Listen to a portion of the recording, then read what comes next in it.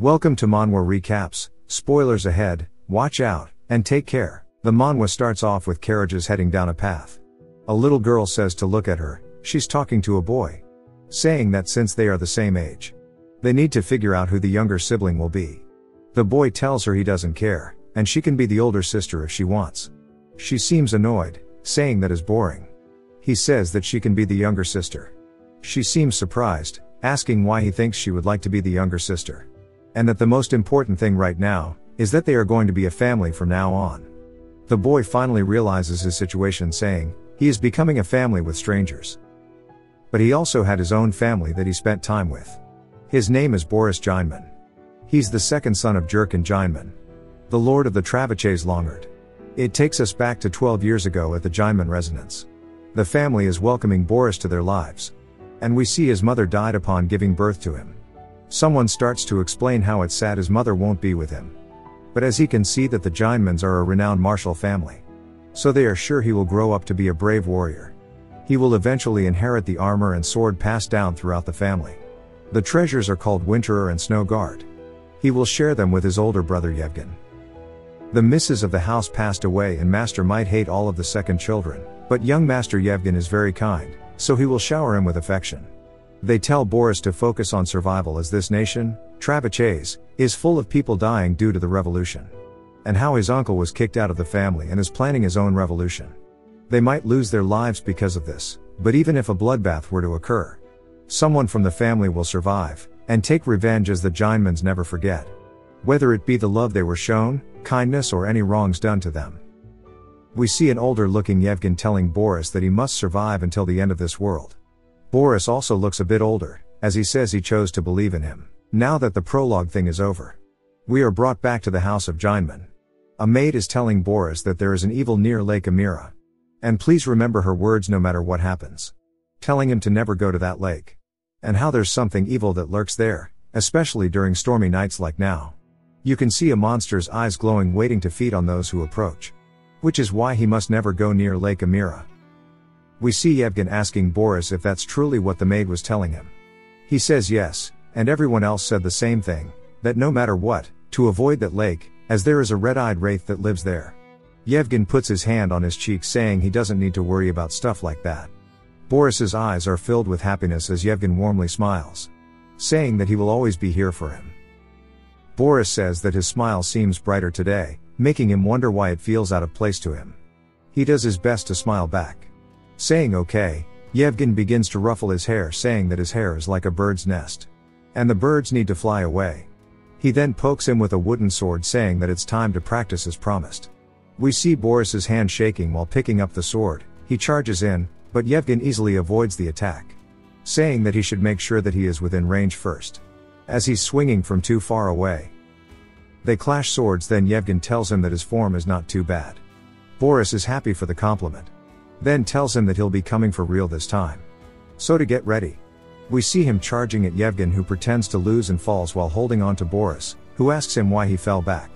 Yevgen laughs saying that he was the one who pushed him. We see their father Jurkin, watching out the window. Some man is telling him that it seems like Yevgen adores his brother.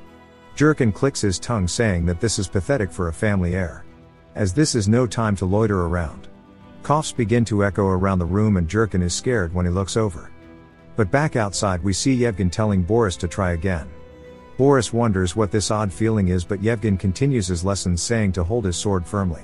As Boris charges in, Yevgen is surprised how much better it is. Then blocks his attack saying he did great. But he begins to lose control of his sword and tries to tell Boris that he's way too close. We see the wooden sword going straight to his head, then we hear him hit the floor. Yevgen profusely apologizes, saying that he's sorry and he won't do it again. Boris says that he felt a fear as if somebody was trying to kill him. And then begins to lose consciousness. A man runs towards them telling them not to head back to the estate. Yevgen asks what's going on. The man is gassed out, but says that Vlados Jineman, the elder, has returned. Both Boris and Yevgen feel chill run down their spine. Boris says that odd feeling of his turned out to be true and it's not something that he can actively control. And he always has this feeling when something bad happens. At the estate, a man dismounts from his horse, saying that barely any time has passed yet the dogs have forgotten his master. Then looks down at it, calling the dog a fool. Bro is talking to a dog. It cuts back to Jurkin inside of his office, as his attendant calls out to him asking if they should let him inside. Jurkin looks down regretfully saying yes. The door opens and Vlados enters saying that it has been a while. We learn that he is Jurkin's younger brother.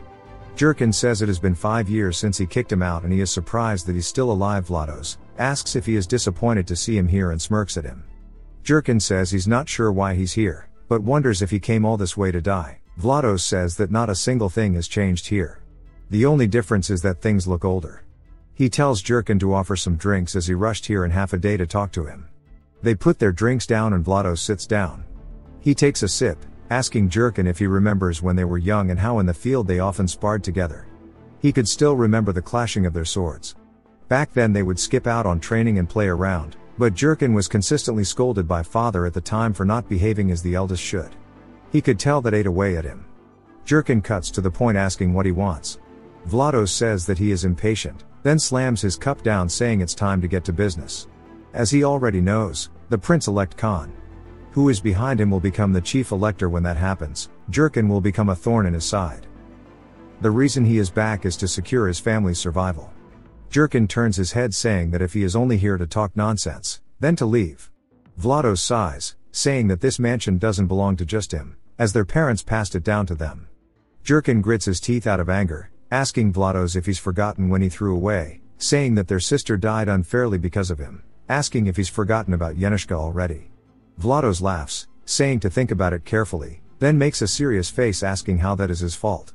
Jurkin says if it weren't for that filthy scheme of his, she'd be alive right now, along with her fiancé. Vlados sighs, saying that back then, the one who did that to Yenny, the one who went crazy and killed her, wasn't him, but Jurkin. Jurkin throws his cup at him, asking why he's making such a ridiculous excuse in front of him. Vlados wipes away the drink from his face, saying that even after so long, he still is awful as usual. He guesses that everybody in this family is stubborn, asking if he thinks his sons will be different from them. Jurkin yells, telling him to get out. Vlados sits up, saying that it would do him well to remember this, and that this is his last chance. Since they're brothers, he came to forgive him and forget all of his wrongdoings, and that Khan will also turn a blind eye to it. He begins to grin, saying that all he has to do is hand over the Winterbottom kit. Jurkin quickly draws his blade, pointing at Vlados, telling him to get out. He says even if his head were to be split apart, he will give him nothing. Vlados scoffs, saying he's as foolish as he thought, and that they'll see how long he can last, when he takes everything from him. We learn the attendant and his name, Tolk, and Jurkin tells him to start the preparations. Later we hear footsteps, as Yevgen asks where his father is. The man who warned them earlier says he's on the second floor. Yevgen asks if Tolk is already downstairs. The man says yes. He opens the door, and Yevgen says that it's time to use the Winterbottom kit. Boris is surprised, and we learn that the Winterbottom kit is armor that was stolen from murdering the territorial lord of another country and 99 enemies. Which we learned about before are the Snow Guard and a sword named the Winterer, is a treasure of the Gineman household that has been passed down through the generations. Only the strongest can possess it. As centuries passed by, it only remained as rumors, but now they're going straight into Yevgen's hands. He draws the Winterer, and Boris is surprised. We hear Jurkin telling Yevgen that he has something to show him. As we are flashback to earlier this year, Jurkin says that he has surely heard about it. The family treasure that his great-grandfather and his son obtained after war. The Winterer and the Snow Guard. Together they are called the Winterbottom kit. Yevgen says he thought it was a rumor. And Jurkin says that was the point. His grandfather passed down a piece to both Vlados and himself in hopes for them to work together. But he was mistaken. The Winterbottom kit is something that will only show its full power when both are used together. Jurkin says that since Yevgen will be 20 this year, he will have to learn his role as the heir to the Gineman family. If danger befalls them, he must run away with the kit. Yevgen is surprised. Jurkin tells him that no matter what happens, he must survive and protect the family heirloom. As the family will survive through him. And that he must not lose it no matter what happens. He asks Yevgen if he understands. Back to the present, they are both laid out on the bed. Boris says that it looks cool. And Yevgen asks him which one he thinks looks better. Boris says that since the armor is heavy, the sword seems cooler. Yevgen tells him that he should take the Winterer then. And he'll give it to him once he's old enough to swing a sword. He hands it to him, asking him to try holding it. But it hits the floor. As it is too heavy for Boris to hold. Yevgen tells him that he can do it and to take a look. As he lifts the sword for him, he tells him that the Winterer is his sword. Since then, Yevgen told him at every chance he got that the sword was his. And due to this, he eventually started to believe that the sword was his. But he is just a child compared to his brother. So the sword should be Yevgen's. Yevgen tells him that uncle has started a rebellion. And that their father knew about this. So they must do as planned. He tells him not to worry. Boris recalls that there was once a time when Tolk told him about these rebellions. How a rebellion that happens within the family only has winners and losers. There is no right or wrong. Even with many people dying, nobody will be punished. Nor will anyone acknowledge or cry for them. Since he is a member of the Trebuchets, he will understand when the time comes. Those words resounded through Boris's head as Yevgen picks up the sword, saying that he will be borrowing it for a bit. He can tell that Boris is deep in thought. Boris grips the bedsheet, telling him that he doesn't have to return it to him as the sword is his, since father gave it to him personally. He must be the one to survive and get revenge. Yevgen blankly stares at him, and then puts his hand on his shoulder, telling him that the Winterer is his. He won't borrow it without his permission, and he will return it once the rebellion is over. Boris looks down, saying that he can't even hold the sword properly. He tells Boris to recall them just holding the sword together. While it may be heavy for now, he shouldn't worry about it, as in the future he will be able to wield it. He hugs him, saying that he can do it since he is a warrior, like his name suggests. I'm guessing Boris means warrior in their language. They hear a sound outside, and they look out the window to see a fire. Yevgen says that it's starting, and they both look tense. We hear soldiers yelling that today the head of the Jineman family will change. They lift their torches into the air, telling everybody to drop their weapons and surrender, and to serve their new master so they can help revive the family. Jurkin looks down with resolve, saying that those who would waver to words have already left. And while it can't be compared to their prime when father was here, he still has the soldiers who are loyal to the family.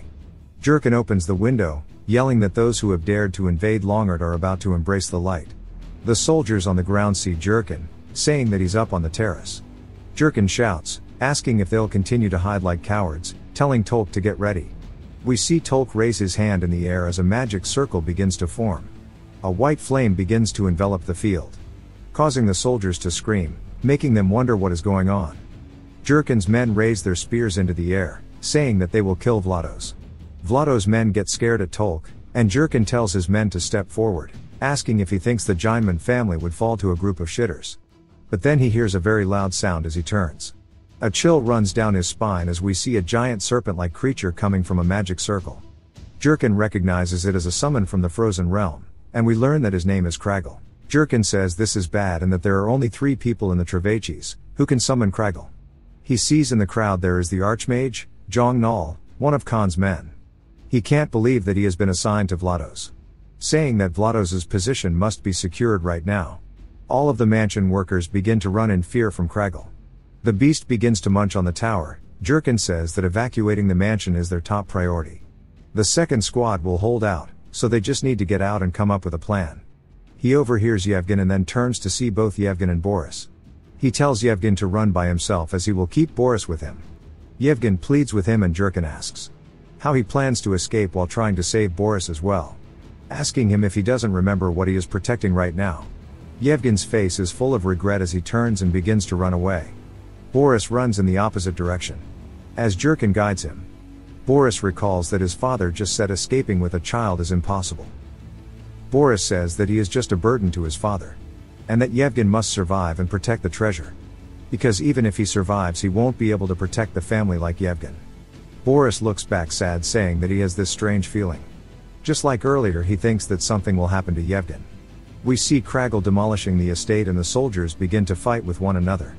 Tolk tells Jurkin that most of the people escaped, but the mansion is being demolished. We hear a loud crashing sound as Boris turns to see another part of the estate completely shattering.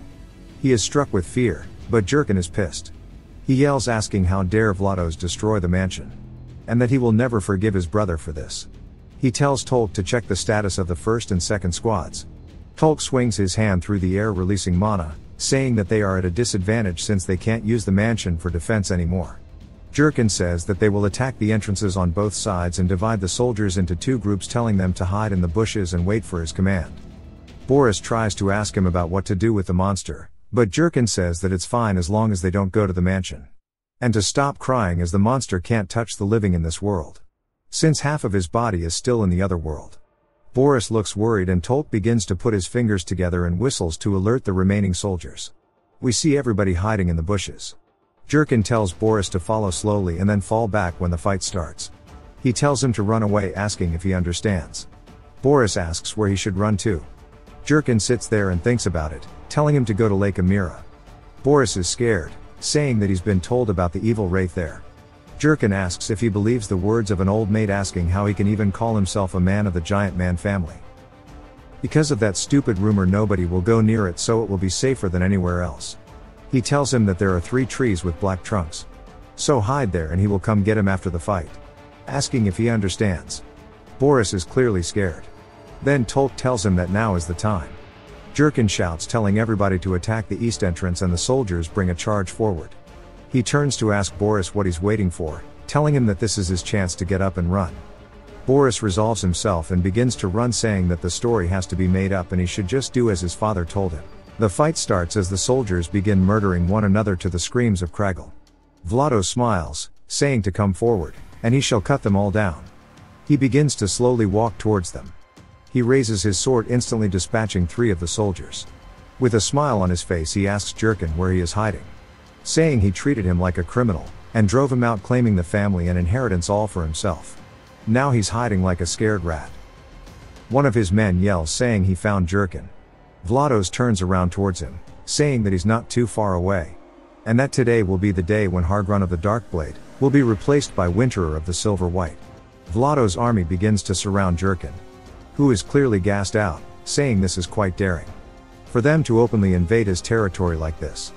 He kills one of the soldiers, leaving his head on the floor, telling them to come, and that he will make them pay for their reckless bravery. While he is monologuing, Vlados takes this chance to give him backshots, and whispers into his ear, saying that he warned him about this. He pulls the sword out of his back. Jurkin screams, telling his men that it's an ambush. Vlados laughs, saying that he's not what he used to be, and it must be because he's gotten old. Then he stabs him through the stomach. Jurkin begins to cough up blood. Tolk runs towards him while calling out for Jurkin. Vlados pulls his blade out, saying that he will kill him too. We see some magic get fired off and a black mist begins to blind everybody. They begin to swing in a panic. Tolk stretches his hand out, forming a magic circle. Then we see him holding on to Jurkin. Vlados swings his sword, asking if he's planning to run like a coward, saying that this is pathetic for a warrior. He goes in for the kill, but they teleport away, leaving Vlados pissed. We see all the blood that Jurkin left behind, and Vlados tells everybody to go find them. Back to Boris, who is running through the forest. He starts reminding himself to find the black trunk. After some time he stumbles forward and finds it, but is gassed out. He says that his father will be here soon, so he should just hide. He sits down beside it, starting to pant. He says he just has to wait until then. He starts to hear an eerie noise from the forest. Then he starts to get the cold sweats, wondering what it is. He begins to shake in fear, wondering if it's his father or perhaps the wraith. The noise abruptly stops. Boris is confused and then hears it coming from behind him again. A red tentacle wraps around Boris, picking him into the air. He turns to see the evil spirit of the lake. Boris says that his maid was right, asking if his father really didn't know that the monster was here. He wonders why his father told him to come here. The monster goes to stab towards his face. Out of fear, Boris closes his eye and screams, saying that he doesn't want to die. He calls out for his father and Yevgen. But then we see the monster get cut into pieces by Yevgen. Boris falls to the floor and then gets drenched in blood. He can't see that it is Yevgen, and he just sees a knight in front of him. He starts to feel fear as he walks towards him. Yevgen stands in front of him and then screams out, asking why he is here. Boris is confused and Yevgen quickly hugs him. Yevgen asks why he is here, then tells him that he could have died. Boris tries to tell him that father told him to wait here. Yevgen is surprised and Boris asks why he is here, since father told him that he needs to protect the Winterbottom kit. Yevgen is speechless and then says that he doesn't agree with father. He thinks that family is more important than treasure, as there's no point of a treasure if his entire family will be dead. They can't protect the treasure forever as nobody will outlive it. Boris asks how he knew that he was here and Yevgen smiles proudly, saying that he is his brother, so he will protect him no matter where he goes. Boris goes to say something but a bright light appears behind them. He turns to look at it and Yevgen tells him that he needs to listen closely, as uncle isn't the only enemy and that Khan is working with him. He is the one who lent him all these soldiers and the mages. As Khan wants the Snow Guard and Winterer along with the family's cooperation. And for that to happen, Father needs to be eliminated. But he knew all of this, which is why he had them escape. A portal begins to form from behind them. Shocked, they both look over in anticipation, but are relieved after they see that it's just Tolk and Jurkin. Yevgen quickly asks what happened and Tolk tells him that it was the Hargrun. The Khan must have given it to him. It is a strong poison that is resistant to healing and he can't heal this. Tolk then asks why they didn't leave already. Boris hides behind him. Yevgen goes to say something. But Tolk says it's fine, asking if they're both okay. Yevgen tells him that they just saw the bright light and then it flashed and he thought it was near the mansion. Tolk realizes something, saying that it is the Eye of Quiria. It's a spell that allows you to see far. And that the great mage Zhang would be able to find even a needle in a haystack. Half a day away.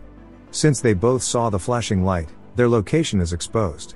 Worried, Yevgen asks what they should do. Tolk tells him that they just have to hope that luck is on their side. Jurkin mumbles that they need to go. He looks up at Tolk and they exchange glances. Tolk nods his head. Then summons a portal, saying that Yevgen should leave. Boris looks up wondering what Yevgen will do. Tolk tells him that if he understands the will of his father, that he needs to leave and protect the treasures. We see horses beginning to run through the woods and Vlados is pissed that they went here to Lake Amira.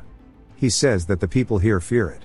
And the place is banned as it's the horrible place that took their one and only sister away from them. We see a young Yenny and Vlados playing, as Jurkin watches. She chases Vlados through a field, and they are all laughing.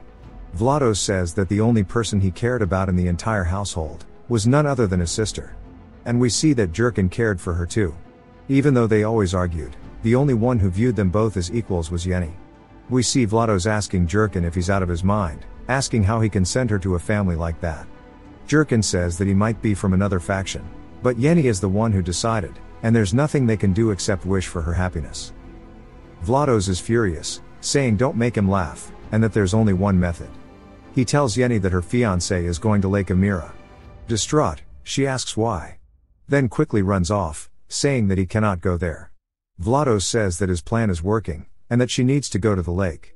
And his subordinate will kidnap her while she is there, as he does not plan to send her away.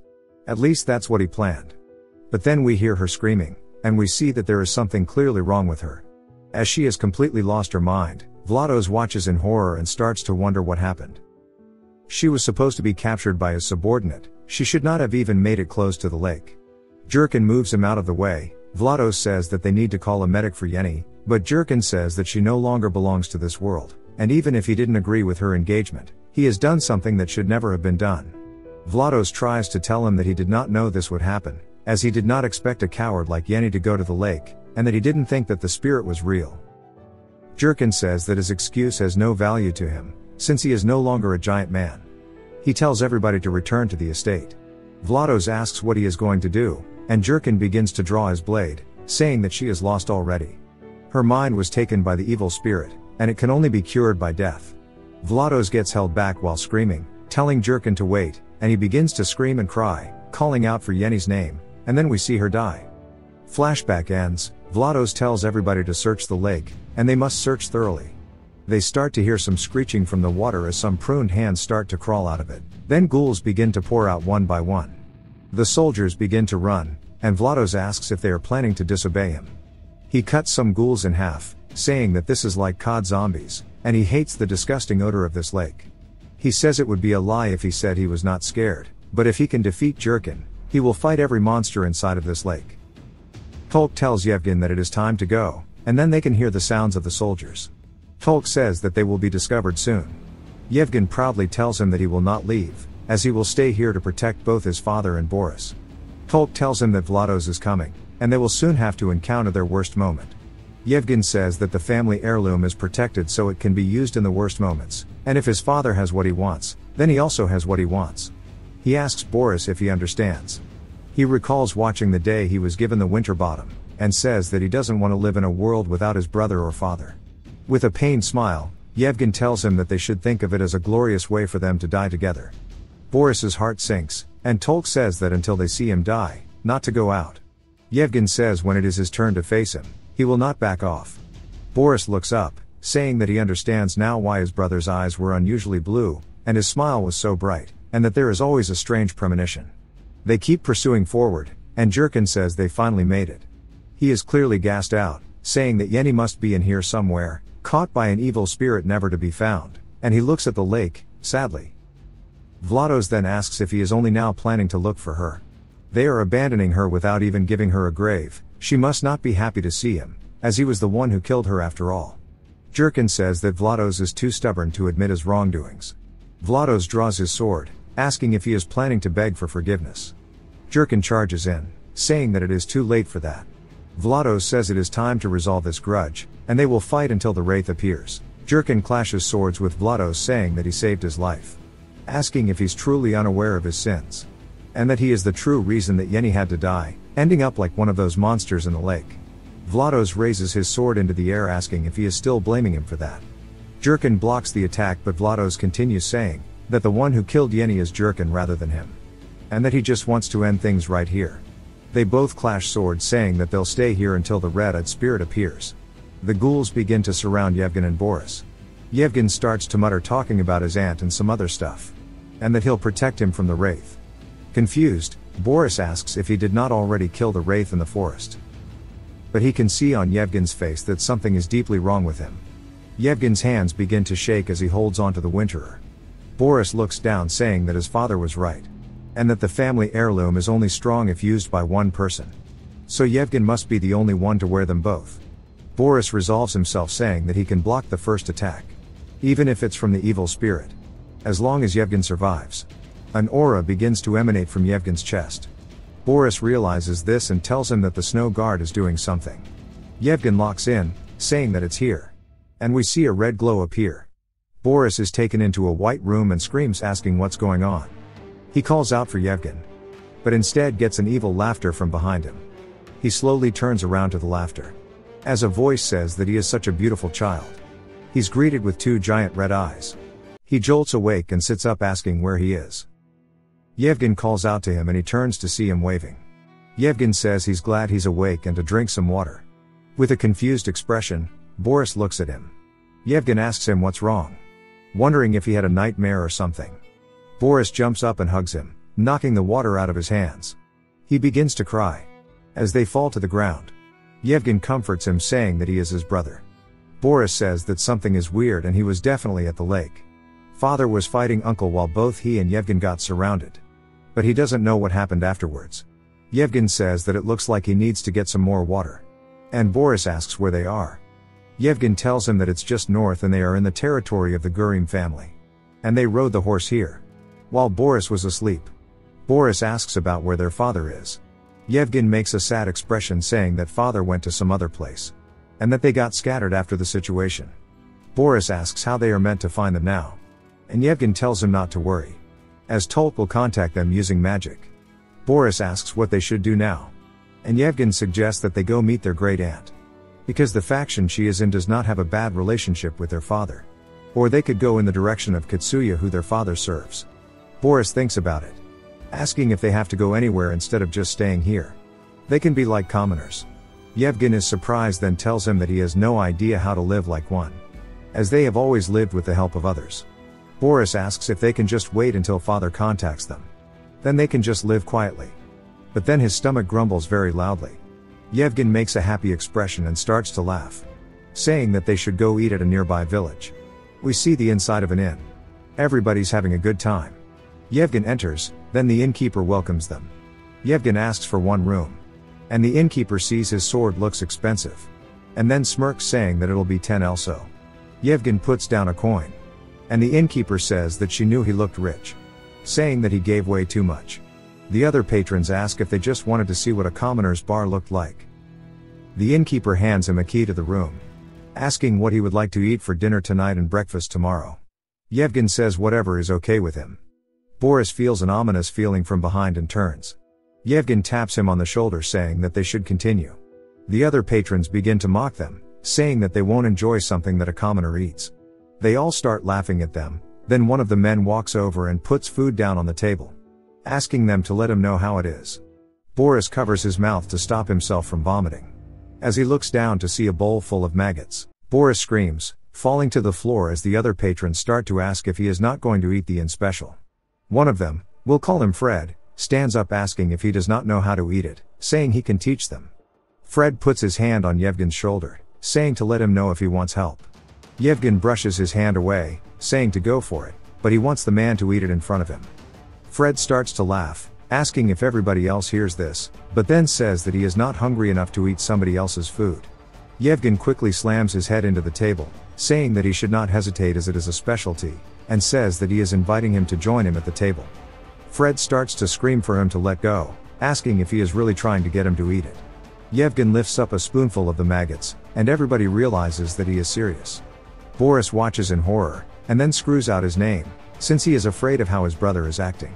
Yevgen raises his head, looking over at Boris. He lets go of Fred, saying to be thankful, since he is not evil enough to do this in front of his brother. He tells Boris that they'll eat later, and it's time to go. Fred's friends ask where he thinks he is going. Yevgen turns around and hits one in the face, causing him to fall to the floor. The man says that he will make sure to teach him a lesson, and Yevgen debates if he should draw his blade or not, but says that it will make things worse. He picks up a chair and throws it, hitting one of the men. They start to swarm him. He blocks one of the attacks, then hears Boris screaming to let go. He sees that they have captured him. Fred smiles at Yevgen. A bit later, we see both of them being restrained. Yevgen grits his teeth, calling them cowards. Fred laughs, saying that it's his fault for causing such a scene, and that he should have learned some table manners. He gets close to Boris, saying that he will take this chance to teach him some, and then his men grab onto his mouth as the spoonful of maggots goes towards him. Yevgen screams, asking what they think they are doing to a kid. Fred says that since he's so close to his brother, maybe he'd want to eat it instead. Yevgen shouts, saying that is fine, and to bring it to him. Fred laughs at him, saying that he can't believe how prideful rich kids are. Then turns towards him, saying that he has no choice then, asking if he is sure he would like to eat it. Then reminding him that if he says no, it will be all for Boris to eat. Yevgen glares at the man, and then opens his mouth, eating the maggots. Fred watches in horror, and the other patrons call him a freak. Boris is just worried for his brother, as we see Yevgen lift his head, and then swallow. He tells them that his name is Yevgen Jineman, and that his father is the Lord of Longard. Fred starts to have cold sweats, as Yevgen wipes his mouth away, saying that he officially challenges him to a duel. The patrons start to realize that he was actually a noble, and that this is an issue. Yevgen tells Fred to reveal his identity. And we finally learn that his name is Geet Pilone. Yevgen tells him that he is going to kill him, but he will give him a chance to redeem himself. If he admits defeat and lies face down, only then will he spare him. But he will also force him to eat the maggots. Boris is surprised, saying that although he has seen him wield a sword before, he has never seen him in a duel. It's almost as if his brother is a different person.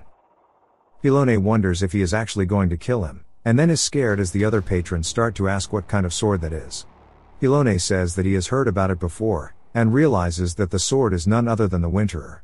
Since his only option is to attack first, he lunges toward Yevgen, but Yevgen blocks the attack. Pilone realizes that he is no match, as his sword is shaking from the pressure of Yevgen's. Whereas Yevgen's sword is completely still, Yevgen knocks him away. As Pilone is reeling from the attack, he looks up in fear, as Yevgen is already closing in with an attack. Yevgen swings downward at him. But Pilone does his best to block it. His sword gets cut in half. He looks up at his broken blade, and everybody wonders how he cut his sword. Pilone falls to the floor, saying that that is impossible. Yevgen tells him that since it's over, he'll be sending him off, then raises his sword into the air. Pilone is only left with fear in his head, causing him to quickly kneel, pleading for him to spare his life. Yevgen asks if he is accepting defeat. Pilone says yes, and he will do anything he asks. Yevgen tells him to do it then, telling him to eat the bowl of maggots. Boris tries to talk to him, but Yevgen says he will not repeat himself. Pilone lifts the spoon into the air, putting it into his mouth. We hear him coughing and holding back his vomit as he eats it. Finally clearing out the bowl. Boris is at a loss for words, but Yevgen tells him that it's time to go. Inside of the room, we see Boris lost in thought. He calls out to his brother. Yevgen asks if something is bothering him, but Boris doesn't reply. Yevgen gets close, saying he can tell him. Boris finally speaks, saying that he's glad to see he's okay, and that he beat him. But at that time, he truly felt as if he was a different person. It's not like he did something wrong, as he knows there was no other choice. But even then, it felt odd. Yevgen tells him that he saw correctly, and that nobody knows him as well as he does. But now he has realized that their father is right, and he will speak on his behalf, saying that he must not let himself feel sympathy. Yevgen reminds him that if he could, he would stay with him forever, but in reality that will not be possible, as he will have to walk his own path. And for him to walk that path, he needs to become stronger and harden himself. To achieve that, he must close himself to others, so they cannot see what's truly inside. He asks if he understands, saying that the world will not leave him be. Boris asks him if he has decided to shut himself off from the outside. Yevgen looks off, saying yes. Boris glances at his hand, saying that his brother probably is afraid that he will become weak since there's only 2 of them now. Yevgen then tells him to get some sleep and not to take his armor off, as they don't know if somebody will sneak in. Yevgen tells him that he will stand guard, so he can sleep first. He pats his head, saying he'll wake him up at midnight. Later in the night, we see Boris is awake. As Yevgen sits against the bed, Boris wonders if it's midnight yet.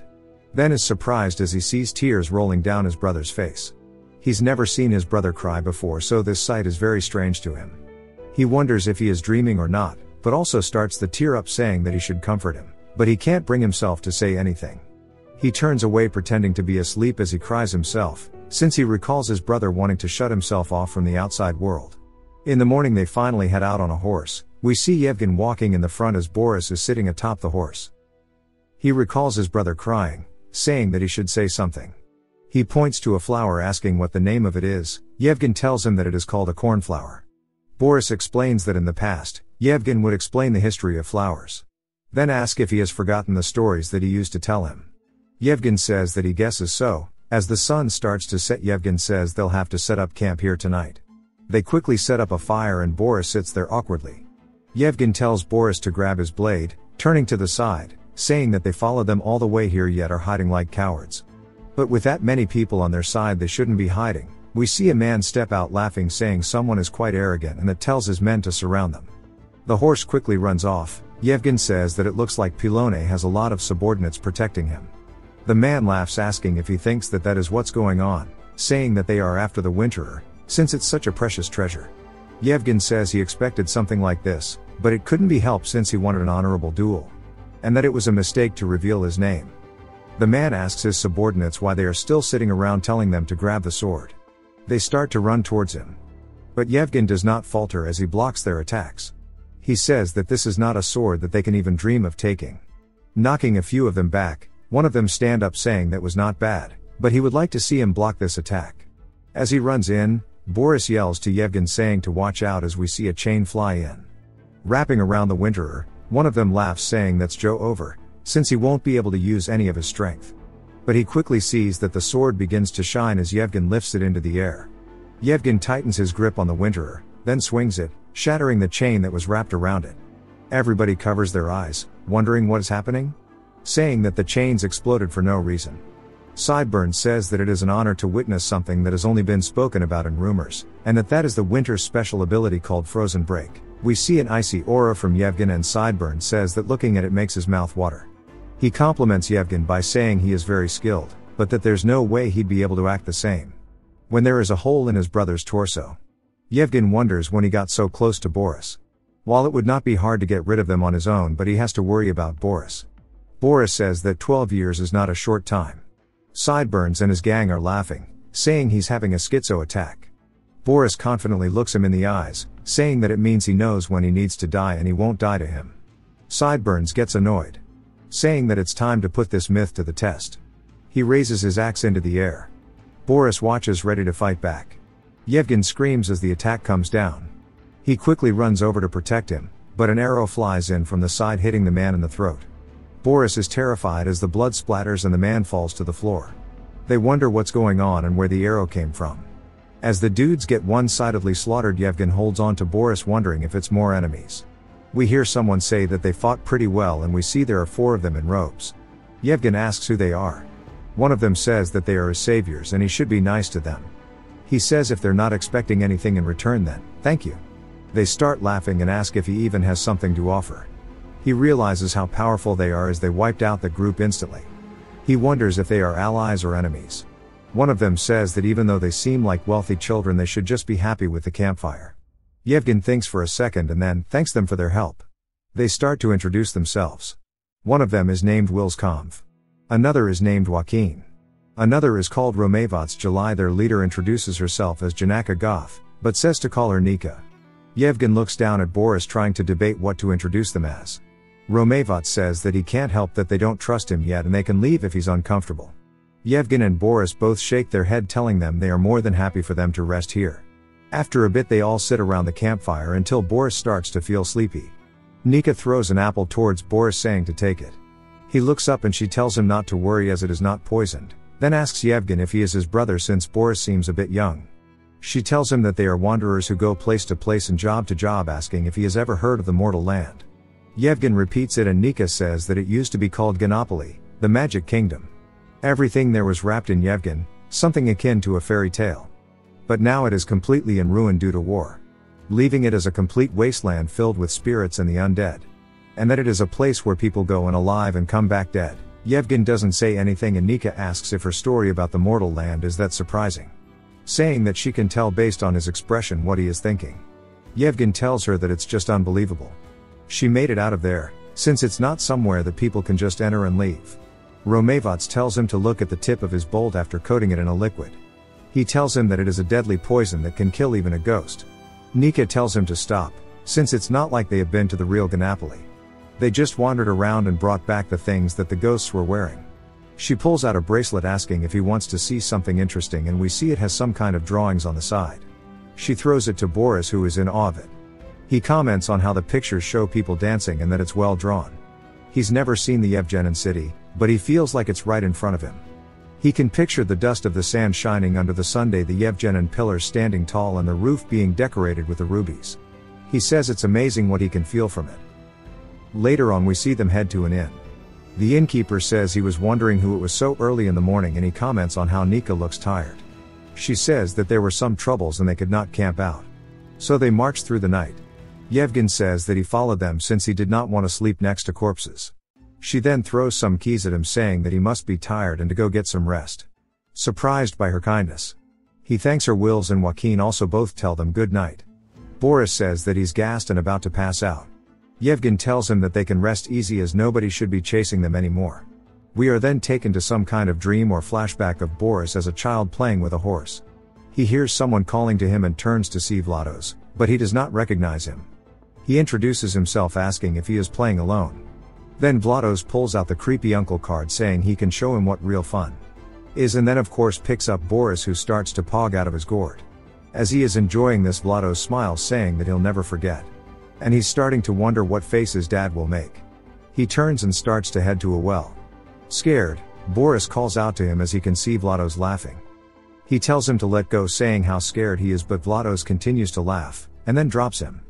Boris wakes up on the floor with his hands tied behind his back. Yevgen says that he is glad he is up. Boris looks up asking where they are. Yevgen tells him that they need to escape quickly and that the Winterer is missing. Boris asks how, saying who could have taken it, and Yevgen laughs. Boris asks what's wrong, but Yevgen just continues, saying they are in a funny situation. And he knows that he's a kid who is naive to the world.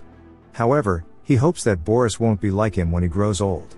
What he should have been taught by father, he'll start teaching it from now on, and it's time to give them at least double-fold in payback. We hear a thud outside the inn as we see the innkeeper get pushed onto the floor and the dagger falls out of his hand. Yevgen tells him he doesn't have the time to be playing games, and he will ask him one more time who locked them up. And he glares at the man. Panicked, the man says that he didn't want to get involved in this, and they told him that Yevgen could not fight. Yevgen picks up the dagger as the man says that he wishes they did not have leverage over him. Yevgen asks him who while holding up this dagger. The man insta-folds, telling him that it was none other than Nika. Yevgen feels betrayed and starts to mumble.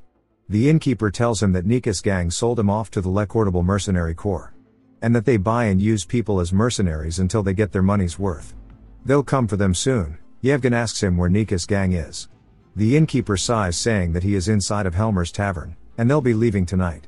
Yevgen turns away and tells Boris that they still have time and they should go now. We see them looking into a window at night, and he tells Boris to hide and watch everything. Yevgen walks to the door, saying that Boris needs to see this so he understands. He wishes that he could let him stay sweet and innocent. But they don't have the luxury of that. He opens the door and sees both Joaquin and Wills. He wonders where the other two are. He goes in anyways and grabs a plate off of the wall. As he walks up, he reaches for his dagger, asking if he was called for. Wills asks Joaquin if he called for more drinks, but he says he did not since they are done drinking. Yevgen tells them that there is a lady waiting for them outside. Will says that's weird since Nika said she was going to meet the merchants. Joaquin says that it is definitely strange, and then they both look up to meet Yevgen's cold stare. They both get scared. Joaquin goes to scream, but Yevgen hits him in the neck and then impales his hand into the table. Joaquin starts to scream from the pain and Wills draws his sword asking who he is. Yevgen asks if he is sober while taking Joaquin's sword, saying that he is here to find his blade, asking where it is. He dodges Will's attack and reminds him what he is here for. He clenches the sword in his hands and then swings at Wills, who blocks it. But the recoil is too much for Wills. He flinches, so Yevgen takes the chance to put the blade right to his throat, saying that not only is he a thief, but he is also shameless, saying he better tell him before he cuts his hands off, but reminds him it's his choice to speak or die. Yevgen kicks the table, causing Joaquin to flinch. It makes him scream, so he tells him that Nika has his blade. Both she and Romevats are going to sell it and split the money. Wills gets pissed, calling him a traitor, saying that Nika won't let this slide, and then he knocks Yevgen's blade away. He starts to run, saying that Nika and the black gloves will come for him. Joaquin tells him to tell Nika that the deal is off and then starts to complain, saying that he knew this would happen, as he should not have fallen for her dirty scheme. He says that she went to negotiate for the sword, but that's probably just for show, as she plans to keep it for herself. Romevats' main weapon is a crossbow, so he must have insisted on selling the sword and splitting the money. But if Yevgen goes to the north entrance, he'll see the group that Nika is dealing with. If they see him there, they'll be eager to hand him over to the mercenaries, and that he needs to be careful of Nika as she is a dangerous woman. Yevgen says he will definitely regret this if he does not find the Winterer. Then pulls the dagger out of his hand, saying that he should leave and he never wants to meet him again. They continue heading out and Yevgen looks lost in thought. Boris wonders what he is thinking about. Then Yevgen tells him that it is bitter and that it is going to be worse from now on. He tells Boris to look at his bloodied hands, saying that it is something even he can do. It is not just their father, but he too has the ability to kill people. Boris says that is not the kind of person his brother is, and that he knows it is because of him, as he just wants to protect him. Yevgen says that when you have someone you want to protect, you will do anything, even if it may be killing someone. Yevgen tells him he should value himself too, just as he can do everything for his sake. He should also do everything for his own sake. Protect and value himself more than any treasure, whether it be the Winterer, or something else, so that he will not die or be abandoned. So that he is not hurt nor will he get ill. He tells him that survival is his most important role and he must survive until the very end. It cuts to Nika talking to someone and Yevgen says that he does not see the Winterer and he also thought Wills would be here by now. Boris says to look over there and points to a group of people. Yevgen sees them and says they must be the Lekordable group, and he heard they were infamous warriors. We are introduced to the leader named Diraki. Nika says that it is an honor to meet Diraki, and he instantly tells her that she needs to compensate them since the people they sold him instantly ran away. Nika says it is his fault for getting there late, as she did her job as usual. Diraki says he will be quick. Either compensate them with double the amount or they can come work for them. Nika yells, saying that is a scam. Romevats calms her, saying not to be like that. It is only natural that they compensate them for the damages, and it is not their first time working together. What help could they even do? They will end up messing up their synergy, so they should just give them the money back instead. Nika calls them petty, then throws their money back towards them. Diraki says that won't do, as she needs to compensate them for the damages. If she doesn't plan to pay or work, he will kill them. Nika and Romevats begin to panic, and then she says she has a question for him. She asks if he is planning to make them work for the rest of their lives. Romevats whispers, asking if she is trying to make them slaves. She says no and confirms with Diraki that they won't have to work forever. He says he will let them go if they do well in the first mission. He then starts yapping about the mission. Nika pulls her hood down to reveal the Winterer, saying that she is not sure what she will need to do exactly, but she needs to do a good job. Yevgen spots the blade and Nika says that they better not change their minds. Yevgen then shouts, telling them to stop as they see him on the rooftop. He leaps off. Diraki is bald, but Nika is confused that he didn't run away. Yevgen lands, saying to give him back his blade, and says her full government ID. Yevgen tells her again to give his sword. Romevats wonders what he is doing here, but can tell that Yevgen is not here to play around. Nika laughs, saying that it looks like the person Diraki is looking for came himself, asking if they can go now. Yevgen asks on what grounds they are selling and buying them, as this is a nation without slaves. Nika laughs, saying that he should have just followed obediently, and how dare he try to lecture others. A child's whining should be done at home with their mother. Boris yells saying that she is a coward for coming at them while they were sleeping, asking if that is what being talented is like. He asks if she is proud of that. He starts to recall the apple and the bracelet, and it makes him tear up as he calls her cowardly once more. He says they exploited his trust, and they are not warriors, but scammers. They are both surprised to hear this, and Duraki says that it seems they have different opinions. She asks what he is saying, and that these are the two people he bought. Duraki tells them to fight, whoever wins he will let go. However, whoever loses will be dragged away by them. Yevgen holds his sword up against her, telling her to unsheath her blade. She reaches for the Winterer, saying that of course she is going to win, but she realizes if she draws this, Duraki will surely take it from her, so she goes for her normal sword, saying not to hate her too much when she sells his corpse. She goes for a quick attack, and Yevgen barely dodges it. He realizes that she is fast. She pulls her blade back with a confident look on her face, saying he yaps so much, but can't back it up. She quickly attacks him, all over his body, pushing him backward slowly. He starts to get tiny scratches all over. He manages to block some of her attacks, and Boris watches in fear for his brother. He realizes that she is strong, but it's bad since he is being injured. While the Winterer is important, his life is worth more. He looks up and spots somebody in the tree, wondering who it is, but instantly turns back around after he hears Nika yelling. We see blood flying as Yevgen gets stabbed in the chest. Boris screams out for him, but Yevgen's eyes are full of determination. He drops his blade, and he starts to fall towards Nika. He hugs onto her, confusing her, but it was just a ploy to grab the Winterer. She asks what he is doing as a cold aura begins to envelop the field, and she is quickly turned into a Nika sickle. After she is completely frozen over. Everybody asks what he did. They notice his sword is shining. Yevgen flexes his blade saying that the duel is now over and that he has won. Duraki nods his head saying that he will send him off. Boris quickly runs over to him and hugs him. Romevats wonders how this happened and readies his crossbow, saying that since it's come to this, he might as well. He points the crossbow at them and we see it's coated in the deadly poison that he showed them at the fire. With eyes full of hatred, he is immediately subdued as two throwing knives are launched into his arm. He screams in pain and falls to his knees. Duraki asks why he would dare do this in his presence and calls out for somebody named Naya. They leap off of the tree with their throwing knives in hand and we see it's a young girl. Duraki tells her to capture the loser. She lands and then gives him a nod and starts running towards Romevats. Shocked, he avoids her first attack and then blocks her second with a crossbow. But with a third, she knocks the crossbow out of his hands and puts the throwing knife to his throat. As the crossbow hits the floor, he looks down at her and is completely terrified.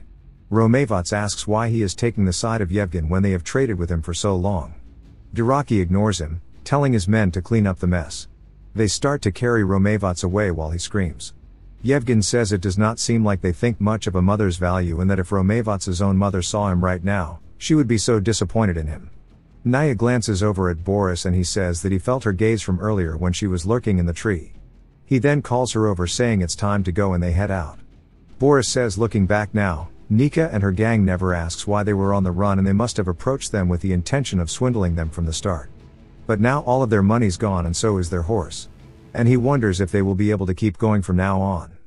But at least his brother is safe and they recovered the Winterer.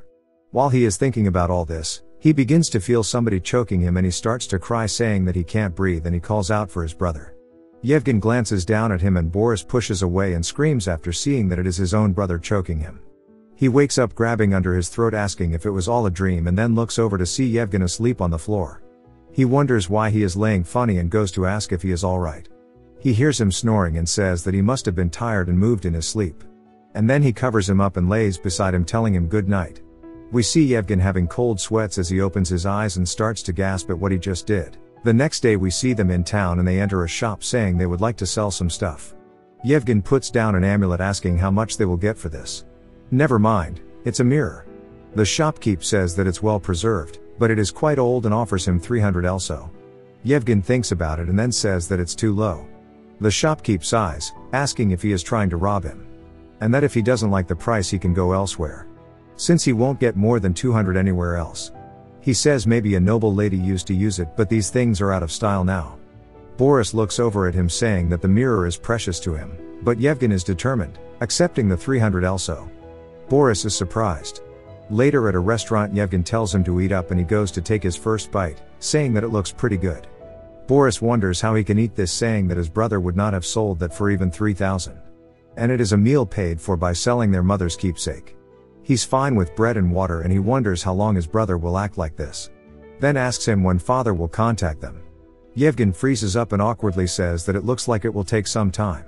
He's probably just trying to heal his wounds and will want to see them once he is all healthy. That's why they should eat this food and make sure they are in their best condition as well. While he is talking, Boris can see that his hands are trembling as he goes to cut his food. Boris is surprised, but says that his brother is right. He wonders if his brother does not want to see his father, saying that his face looks so sad. Later that night he starts to have the same dream of Yevgen choking him. He says that he is tired of this dream and he opens his eyes wondering why he is having it. As he opens his eyes he can slowly see his brother sitting atop him choking him. And that his brother's eyes have a red tint to them. Yevgen sighs and then picks up Boris by the throat. Boris tries to get out and kicks his legs, but Yevgen throws him, causing him to slam against the wall. Boris looks up at his brother and calls out to him, but Yevgen glances towards the Winterer. Boris quickly jolts up and hugs his brother, asking if he is really trying to kill him. He begins to cry, asking why he is doing this, saying that something must be wrong with him and he needs to wake up. Boris then jolts awake and is panting. Yevgen asks him what's wrong. Yevgen asks him if he was having a nightmare or something. Yevgen warmly smiles at him, but all Boris can see is the Yevgen from his nightmares, and he is terrified. He quickly comes up with an excuse, but feels his back hurting. Yevgen asks him what's wrong and if he is in pain. Boris starts to recall how his brother threw him into the wall and his heart sinks. He tells his brother that he just fell from the bed while sleeping. Yevgen laughs, saying that doesn't usually happen and he must have been really tired. But since they rested a lot yesterday, they should travel more today. They head out, and as they are walking, Boris looks at his brother's back, asking what that was, saying it was not a dream or an illusion since he felt the pain. But he does not believe his brother was sane when he tried to kill him. His hands felt hot and he was sweating as if he had a fever. Nor does he remember what happened last night. He wonders what's going on with his brother, so he asks him if he is alright. Yevgen clearly looks sickly but says that he is fine. And then he starts to wobble. Boris says that he is certain his brother is ill, but it makes sense as they have been continuously moving without asking for help. He wonders if they are truly heading to their aunt's estate or if his brother will even last the trip. Then he starts to fear that they won't have anybody to rely on. Boris clenches his tunic, saying that their father isn't coming. Is he? Yevgen turns around and tells him that is not it. Boris asks him to be honest, tugging on his shirt, asking if their father was captured by their uncle or not. Yevgen tells him to wait and then sits down, saying he needs a second. Boris says it's weird. He vividly remembered the monster that was summoned along with the monster at the lake, but he doesn't remember anything afterwards. He wonders what happened and what he saw at the lake along with what happened to his father. Then a chill runs down his spine as Yevgen says he is right. Their father is not coming. Some time ago, their father went to a place that he cannot return from. Boris starts to have Vietnam flashbacks, as he sees his father's corpse laying on the floor. Yevgen reassures Boris, saying that he is with Tolk, so he should be alright. He glances at Vlados and then hears Yevgen yelling for him to snap out of it. As a hand comes out from the lake, we see a ghoul-like creature stepping out from it. But this one is different from the rest. It stands before Boris, making him petrified with fear. His eyes start to have a red tint to them. It is the red-eyed wraith. It locks eyes with him, causing Boris to drop his blade and fall to the floor out of fear. He closes his eyes, scared, but Yevgen reaches his hand towards him and pulls him away from the wraith, telling him that he needs to run away. Boris watches as he flies through the air. Yevgen gets attacked by the monster, soaking Boris in his blood. If you've watched till the end, comment, Rune, to let me know. Subscribe for more videos like this, leave a like or a comment to help the channel out. Thanks for watching.